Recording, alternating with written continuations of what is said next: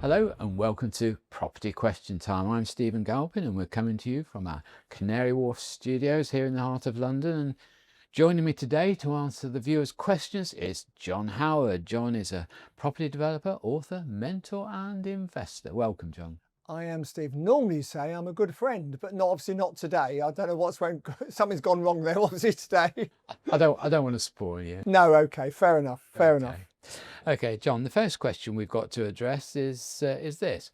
What would you like to see the government do to make purchasing of first-time homes easier for the younger generation? I'd like them to be dynamic, because the only way we're going to bring down the average age, which is 35, I think, or 36 for a first-time buyer, down to the mid-20s, which is where it used to be when you and I were younger. I bought my first home at 18. I bought my first deal at 18, to be fair. We're showing off now. And my first home at 21, 22, and I'm sure, well, you were 18, so even younger than me. So how do we get it? How do we support first-time buyers? I'm passionate about young people and helping them to do so. And I think what we should do is this. If you work for the NHS, you get 23.7% pension contribution on top of your salary. That's a lot of money, Stephen. Mm-hmm. So I think you should be allowed to borrow against your pension for a deposit for a home, because quite often people can afford the monthly repayments because obviously they're paying a lot of rent. So actually the rent against the mortgage is probably not a lot of difference. But what they can't do, they just can't get their deposit together. So that, I think, why wouldn't you allow that? And also, why wouldn't you allow anybody who's been paying into, national insurance for say 5 years, borrow against that? And why wouldn't you let employers lend employees money to put down on a deposit? Because it gives them security. It means they can settle down. They're not moving from place to place and all the rest of it. Now, I understand one of the arguments against that is, well, when they're 68, 40 years time, their pension won't be quite as big as it would have been. Or 75. Or 75. Yeah, as they want to. And I go, well, hang on a minute. They will own their own home by then. And then if they want to do an equity release, as it's called, for say 25%, which would be quite a lot of money then probably, they can do. So what's the problem? This government are absolutely gutless, and they need to start thinking outside the box, as were the Conservatives to a point, although they had the Help to Buy scheme, of course. This is the first time, Stephen, in somewhere like 50 years, there's no direct support for first-time buyers, would you believe? Well, I think the only problem is, I mean, it was sort of well discussed in the industry that the last Help to Buy scheme actually did the developers more good. Stephen, you are playing devil's advocate, I think, because that is most unfair. But it's right. Well, I don't think I think maybe in London it helped people who perhaps could afford it, maybe not. But certainly outside London, it certainly helped it helped developers, of course. But if you help the developers, you're helping the first-time buyers, you're helping people that want to buy carpets, that want to build, that sell kitchens, that sell light fittings, that sell paint, that sell curtains. I mean, come on. We need to get things moving in this country. We do. I have a series of people that I would blame for the current difficulties. I mean, when the Conservatives were in, we had the problem of the subprime market and all the trouble that caused, which caused the building societies to be pushed into asking for much higher deposits. Although the problem really wasn't in this country, was it? Was nothing to do with us. It was nothing to do with us, and quite unfair in a lot of ways. Of course, Ireland were a bit of a problem. I think again, I struggle with architects sometimes. It's all very well having fancy buildings, swimming pools, gymnasiums, all the rest of it. But sometimes we want some no-nonsense, plain, simple building for young people to be able to afford. Stephen, I think you're out of touch. Do you? I do think you're out of touch, because most people don't live in an apartment block with with an indoor swimming pool and sports facilities and gyms, do Well, they? a lot of people in London do, and Well, it's not all about London. I know this show comes out on a London channel, which is a great channel, by the way, but there are other places in the country, not just London. I do agree. But if we're talking about young people having homes, then the ideal home is perhaps a small apartment, studio apartment to get them on Get the them going, ladder. yeah, first time buyer accommodation. And where you go out of Starter homes. London, outside of the M25 ring, you'll find it's more housing estates where houses are rather than apartments. Well, I would agree. There's pro rata more houses in more flats in London because there's less space and there's more land's worth more and all the rest of it. But there's still apartments outside. I mean, when was the last time you drove outside the M25, by the way? Probably quite a while ago. Exactly. But there we Thank are. you. Okay, John. All right. But anyway, let's hope things can become easier. Let's hope that lending becomes a little less stringent in Well, the terms of government, the conditions. Bank of England have loosened the strings slightly. Not enough for 100% mortgages, I understand that. And we're talking about 100% mortgages, aren't we, really? When I'm saying about deposit, I mean, it might be that you want to put 2 or 3% in, and then the difference is made up by contribution from your pension or something. But I do think Reform, as a party, are going to look at this very differently to the current government. Well, let's hope so. Let's hope Yeah. they've got some fresh eyes on the I think subject. it needs fresh eyes on it, yeah, and I don't think this government are going to do it. No, probably not. Okay, John, number 2.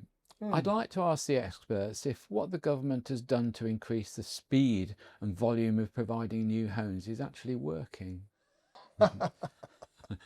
Oh, dear You've me. probably got a one-word answer for that. Goodness me. Build, baby, build. That was the apparently the saying that they had. Steve Reed, he's the new housing secretary. He's taken over from Angela Rayner, who actually is probably, with her difficulty she's had, it's probably done her a favour actually to get out. This government is sinking fast, in my view, and I think at the end of the day, she may well come back in 2.5 years' time and go, look, make me leader. I wasn't part of all this mess. You never know, do you, with politics? You don't know, and that could well happen. She won't be leader long if she does that, because I think Reform, the way Reform are going, Reform are going to win. However, there's a long way to go. What was the question? Well, it's whether what the government are doing are actually creating many new homes outside of the normal Right, let me give some structure. Let me give some stats. Last year, I think the new build houses was about 190,000. The target is 300,000 a year. That means this year, I'm not great at maths, but this year they need to build 400,000 houses. Oh, and they're on schedule, I think, to build 225,000-ish at the moment. So applications last month down 32%. Yeah. You know, build starts, if you like, new build starts down 35%. No chance whatsoever. Now, what they'll say, Stephen, oh, it's an aim. It's not a target, it's an aim. That's the new wait and see. That'll be the next thing. It'll be an aim. It won't be a target. I think you're right on that. I mean, I don't think the target or aim was ever realistic in the first place. I mean, I talk to lots of people in the industry here, and they tell me that labour is too short to provide the labour to build these homes. Materials are short, and when we have in the future, and I guess it's not too far away, the rebuilding of places in the Middle East because of the wars, the rebuilding in Ukraine because of the war, materials will get even more expensive and even in shorter supply, surely. Well, absolutely. And you always know how the housing market is going for the new build boys, the big boys. And that is, if you see a sign on their development saying house exchange is available, you know full well they're not doing very well, because the last thing they want to do is exchange your house for one of theirs. So another one of those, yeah.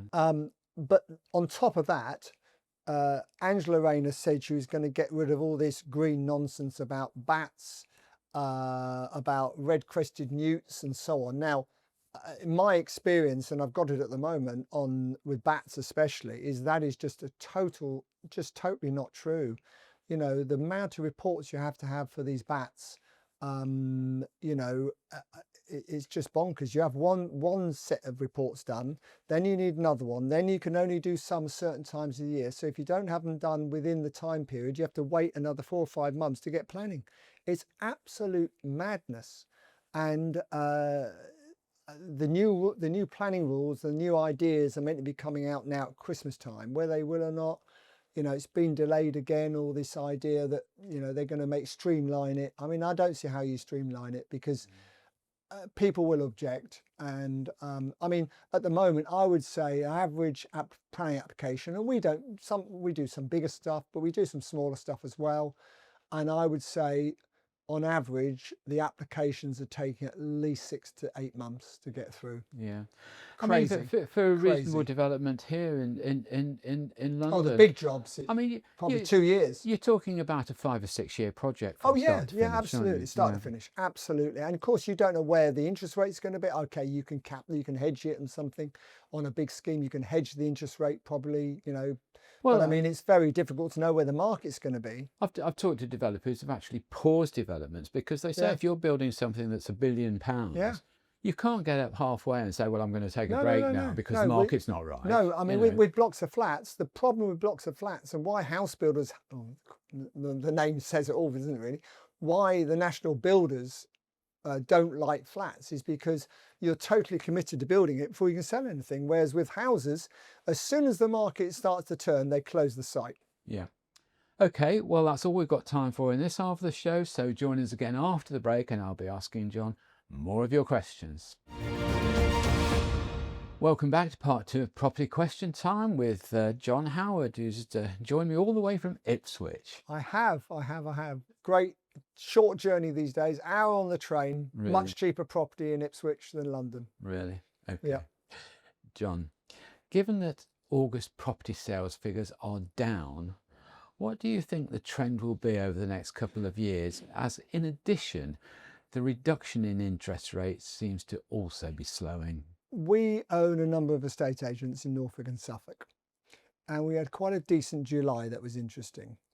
And then we had all this nonsense in August about property taxes going up, you know, all these types of property taxes and so on. And by the way, the first time buyer, no stamp duty under £500,000, only suits London buyers, which is good news for all your listeners, I'm sure. But it doesn't help the rest of the country because it's nothing under 300 anyway. So the average first time buyer price in London is 485,000. So it does suit, it's great for first time buyers in London if they've got the deposit, of course. The difficulty is twofold. You're right. One, the interest rates aren't going to, I don't think we're going to get another drop this year. No. Inflation has gone up. At the start of the year, I predicted inflation would be 5%, and it's now 4 something. I predicted, I think, 2 interest rate rises. Have we had 2 or 3? I can't remember now. But anyway, I'm not far off on that. And what we're finding in August and this month, and our sales, our agency sales are slow. And that's because people are apprehensive. They're concerned about all these taxes. And the brand that we've got is an upmarket brand. So it affects the, not relatively to London, but outside London, it's relatively high brand. So it affects the upper part of the market. And of course, the stamp duty levels are, you know, people don't appreciate, I don't think. And if you're a second homeowner, for instance, you've got another home and you want to buy an investment property or commercial property, or, you know, whatever, a second property, £500,000 purchase, it's virtually 50,000 stamp duty. Yeah. So lots of money. I think the other thing, John, is that I've never really understood why, but you know, the average conveyance now is taking about 6 months. Oh. So it takes so long. If there is a pause in the market, it takes so long to pick up afterwards, doesn't it? And we're having many more fall-offs because of this fact, because people they're taking so long to be able to buy them. These lawyers, I tell you what, I was on a call this morning talking just about this, about solicitors and how we can speed up the process in some way. And I have to say that the sellers of the properties, if you're out there and you're thinking of selling, get yourself organised. So once you put it on the market, don't wait till you have a buyer before you get all the property inquiries answered. Your solicitor, engage your solicitor early, get them to send you all the property inquiries that you have to answer.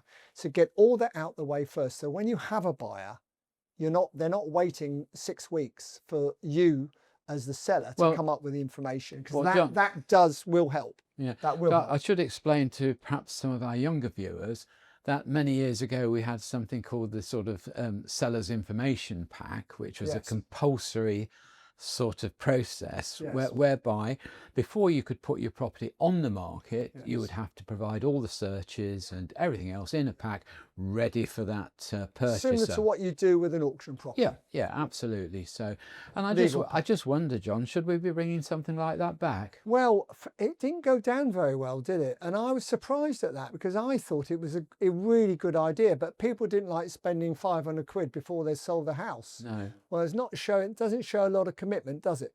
Well, I think that was probably half the reasoning, because a lot of people in those times when the market was really on fire, people were putting their properties on the market just to see what they could get an offer for. Yeah, exactly. And then saying, well, actually, I'm not bothering, but you know, thanks very much for telling me what my properties were. You've got to remember that an estate agent only sells a maximum of 50% of the houses they have on the market. The other 50% either give up, don't want to sell, or whatever. They only sell 50%. Right, I didn't realise that. Yeah, and that's you know, and then people say, well, estate agents charge a lot of money. Well, you're paying for all the idiots that actually waste an estate agent's time. And the fall throughs, yeah. And the fall throughs. The fall through rate, by the way, is normally about 25%. At the moment, it's going up to 30, 32, 33%. So that tells you everything you want to know. People are concerned, they're worried. Lawyers aren't getting on with it quick enough, and lawyers and also the conveyancing fees have gone through the roof. They really have got expensive. It's an expensive job. Moving house is an expensive job now. Well, the in and out costs are huge, aren't they? As you mentioned earlier, stamp duty, agents' fees. You know, it's all got to be paid for, and the money's got to come from somewhere. Absolutely. And the trouble is with stamp duty, of course, it's not able to be put onto your finance. It's got to be paid for. Absolutely, it's cash. Hard cash. Yeah. Okay, John, some years ago we had the terrible Grenfell disaster, and of course they're starting to take it down now, and I'm just hoping that the lessons to be learned from that building aren't going to disappear with the disappearance of the actual building itself.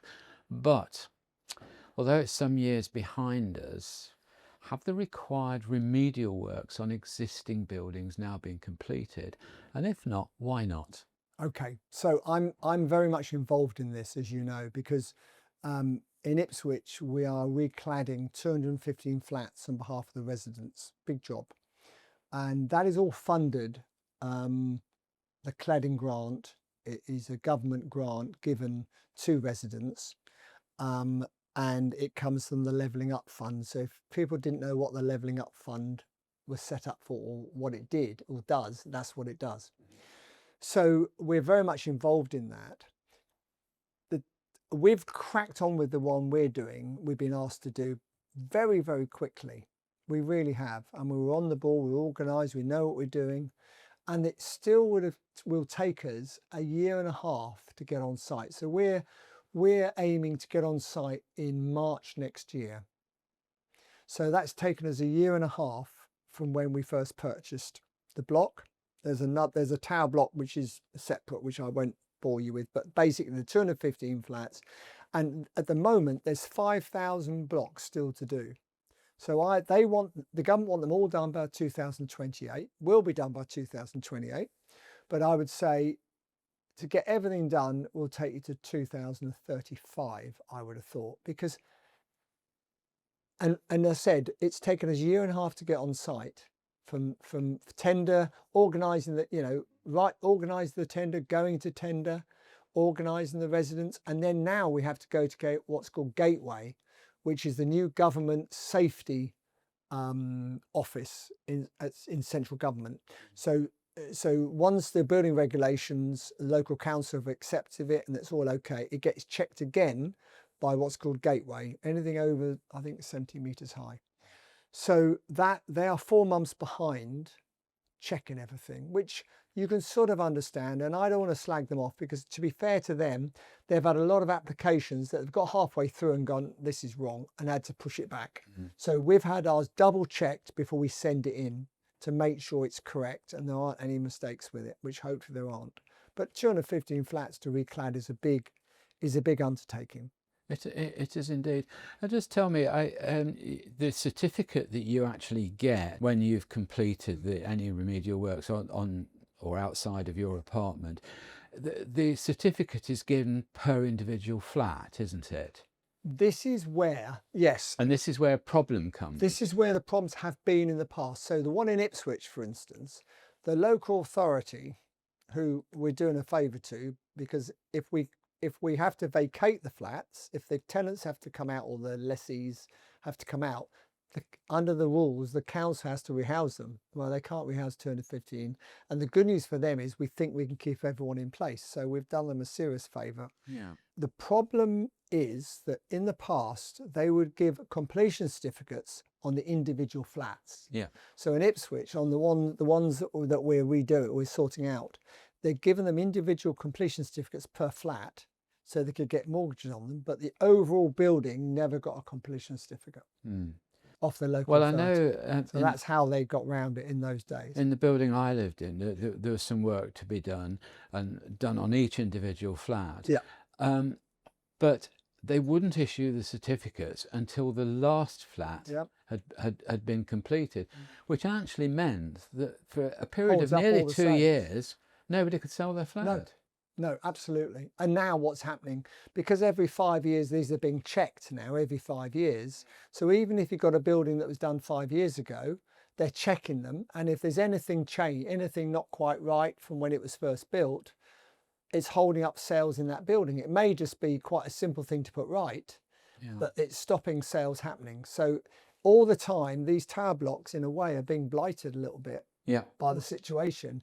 It'll come round, it'll settle down again, I'm sure. But at the moment, it's a bit tricky. Okay. John, just for the last minute or so of the programme, you're a developer, you're an investor, you have agency interests. What's your prediction for the coming? Oh my goodness! 12, it's a bit early for that. I normally do that at Christmas time. Well, we'll have you back at Christmas. Yeah, have and a time you at Christmas. again. See how good you are. Yeah, thanks. I think things are just going to jog along. I mean, at best, I think. Well, ask yourself to get the answer. Ask the questions. Are building costs going to go down? No, they're not. Are interest rates going to suddenly fall loads? I don't think so. I think they're going to be around where they are now. They might drop a tiny bit more, but a lot of these lenders are saying, oh, we've already built in the drop already. We've already done that, so we're not giving you a drop now, which is a load of nonsense in my view. So, you know, I think this is where we're going to be going for the next couple of years, I think, until reform get in. All right. Okay, John Howard, thank you very much for coming in, and we wish you a safe trip back to Ipswich. Thank you very much. Thank you for watching. I'm Stephen Galpin. Join me again next week. London TV, 117 on Sky, 7 o'clock.